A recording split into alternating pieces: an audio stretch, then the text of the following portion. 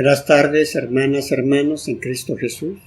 Les damos la bienvenida a estar con nosotros en esta transmisión, en la cual veremos dentro del tema informador, que lleva por nombre la palabra. Empezamos.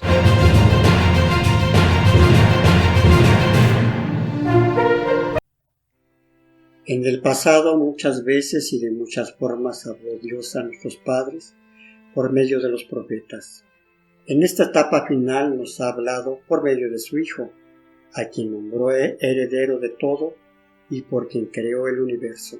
Dice San Pablo a los Hebreos: es una solemne invitación de Dios a escuchar a su Hijo Jesucristo, quien sigue hablándonos de muchas maneras por medio de su Iglesia. Quiso Dios, con su bondad y sabiduría, revelarse a sí mismo y manifestar el misterio de su voluntad. Por Cristo, palabra hecha carne, y con el Espíritu Santo, pueden los hombres llegar hasta el Padre y participar de la naturaleza divina. Enseña el concilio. Por tanto, mediante la palabra de Dios manifestada en Cristo y con el auxilio del Espíritu Santo, los hombres tenemos acceso a Dios y participamos de su vida divina. Esto es la salvación. En esta revelación, Dios invisible, movido por amor, habla a los hombres como amigos y trata con ellos para invitarlos y recibirlos en su compañía. Este caminar junto a Dios con el hombre se llama historia de la salvación y contiene obras y palabras íntimamente unidas. Las palabras explican las obras y las obras confirman las palabras. Benedicto XVI menciona: la verdad profunda de Dios y de la salvación del hombre que transmite esta revelación resplandece en Cristo, mediador e instrumento de toda la revelación. Por tanto, Cristo es el autor, centro y fin de toda la revelación, y así el enigma de la condición humana se esclarece definitivamente a la luz de la revelación del Verbo encarnado.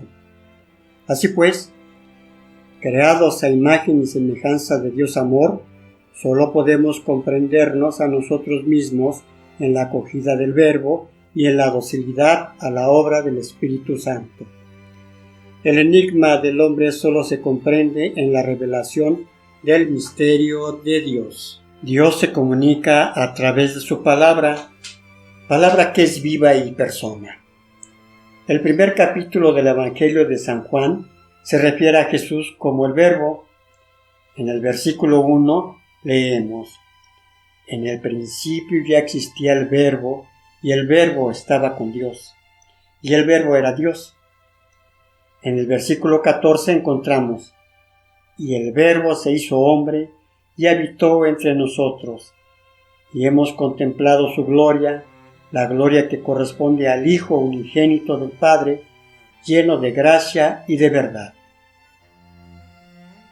A lo largo del Evangelio de Juan, hace hincapié en Jesús como el Hijo de Dios, el divino Verbo o palabra que también vivió en la tierra. Presenta a Jesús desde el principio como Dios, creador, dador de vida, que vino a la tierra para vivir entre la humanidad. En respuesta, los lectores están llamados a creer en Jesús como Hijo de Dios. Dios habló antiguamente a través de los profetas, pero su palabra definitiva es Cristo, como lo menciona Pablo a los Hebreos. Muchas veces y de muchos modos habló Dios en el pasado a nuestros padres por medio de los profetas. En estos últimos tiempos nos ha hablado por medio del Hijo, a quien instruyó heredero de todo, por quien también hizo el universo. La palabra del Señor es permanente. Dios se fue revelando paulatinamente. Su palabra es una palabra viva, es decir, no es un mensaje del pasado, sino que es una palabra viva y eficaz, más cortante que espada alguna de dos filos, como lo menciona el Salmo 119. Al manifestarse, tus palabras iluminan, dando sabiduría a los sencillos. La palabra de Dios es viva porque a través de los siglos ha sido efectiva, que ha surgido en cada época, llegando a la actual. En esta época requiere de una respuesta por parte de nosotros, pero ¿por qué? Porque al escucharla y al conocerla nos invita, nos mueve, nos crea preguntas y nos mueve a conocerle, a saber de él. Ese es el efecto, el no ser indiferentes. La palabra de Dios es eficaz, pues escuchándola y aceptándola, se introduce en nosotros actuando con eficacia, y este efecto nos transformará en mejores mujeres y hombres listos para la acción. Es penetrante, es como el combustible que falta, es la fuerza que se requiere para llegar a lo más profundo y recóndito de nuestro corazón, encendiéndolo y ponernos en acción para proclamarla, para ir y sembrarla. Miren ustedes, en la epístola de los Hebreos, San Pablo establece que las palabras humanas se van y son a veces no creíbles.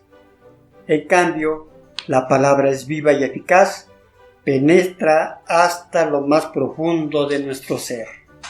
La palabra es semilla que germina en la historia. Hace 2000 años, Cristo anunció su evangelio. San Lucas, en el capítulo 8, versículo 11, anuncia que la semilla es la palabra de Dios. Entonces, queridos amigos, el sembrador es Cristo. Cristo enseñó y envió a sus discípulos a sembrar en el mundo. En la actualidad, Jesucristo, por medio de su Espíritu, sigue sembrando la palabra de Dios. No se cansará y seguirá enviando a sus discípulos a sembrarla en el mundo. En la palabra, la humanidad encuentra el consuelo, el aliento, la fuerza. Cuando nos encontramos en situaciones difíciles, la palabra de Dios surge como la luz en nuestra oscuridad. Así el Salmo 119 nos manifiesta. Al manifestarse, tus palabras iluminan, dando sabiduría a los sencillos. La palabra de Dios es luz. La palabra de Dios es luz. Así lo confirma San Juan en su capítulo 8, versículo 12, cuando dice: yo soy la luz del mundo. Por tanto, y para que lo tengan en cuenta, Jesucristo es esa luz. De esta forma conocemos la grandeza que representa la palabra que se nos da, que vive en nosotros y que en ocasiones somos indiferentes a ella, olvidando que somos enormemente amados por Dios. La palabra es espada de los cristianos. Imaginemos al formador dando el mensaje de salvación, o en su caso, dando el anuncio de la buena nueva en un ambiente difícil y hostil, donde existen diversas corrientes de pensamientos políticos, filosóficos o tendenciosos, causados por inconformismos sociales, económicos, etc. Podríamos pensar: no, yo mejor me retiraría. Sin embargo, este formador no se encuentra solo, está fortalecido por la palabra de Dios. Nos lo dice San Pablo en su epístola a los Efesios, en el capítulo 6, versículo 17, que a la letra dice: tomad también el yelmo de la salvación y la espada del Espíritu, que es la palabra de Dios. De igual manera, en la epístola a los Efesios, el capítulo 6, versículo 3 al 15, Pablo dice: por eso, tomad las armas de Dios para que podáis resistir en el día funesto y manteneos firmes después de haber vencido todo.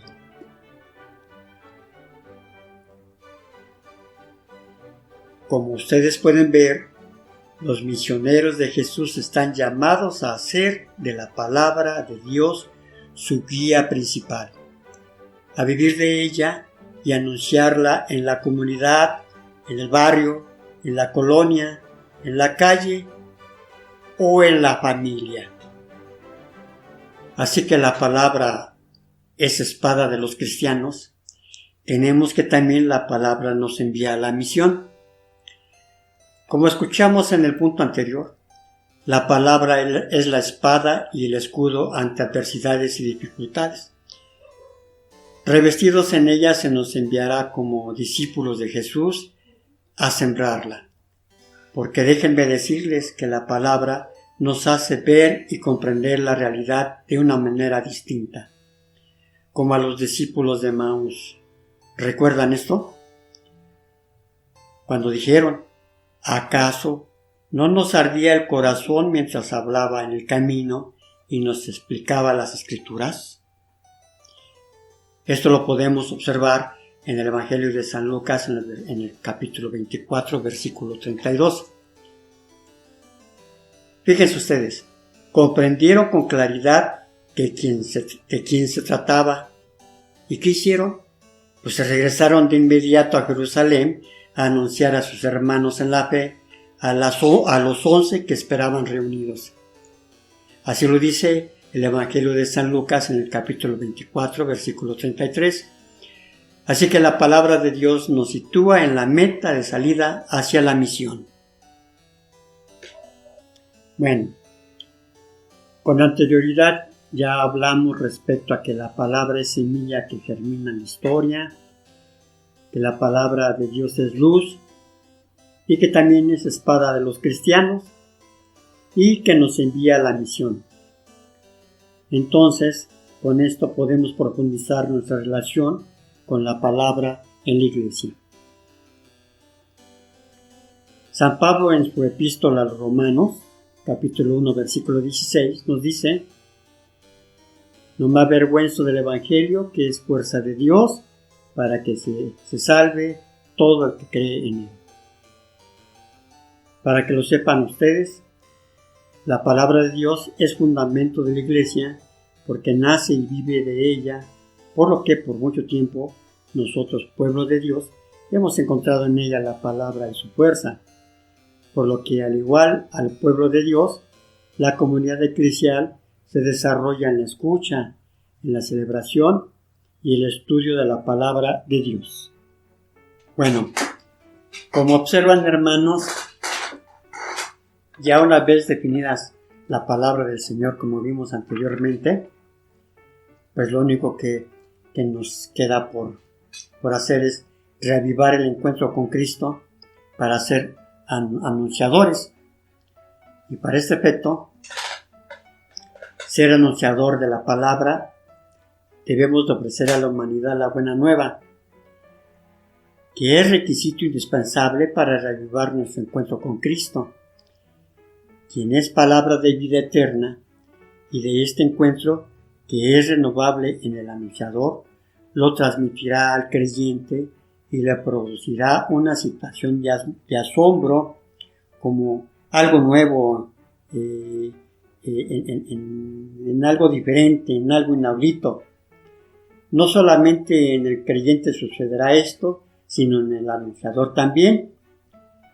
Y esto sucederá cada vez que tenga su encuentro con el Señor.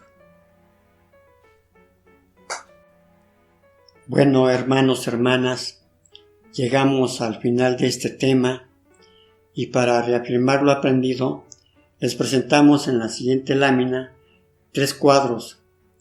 1. Actividades individuales. 2. Actividades grupales.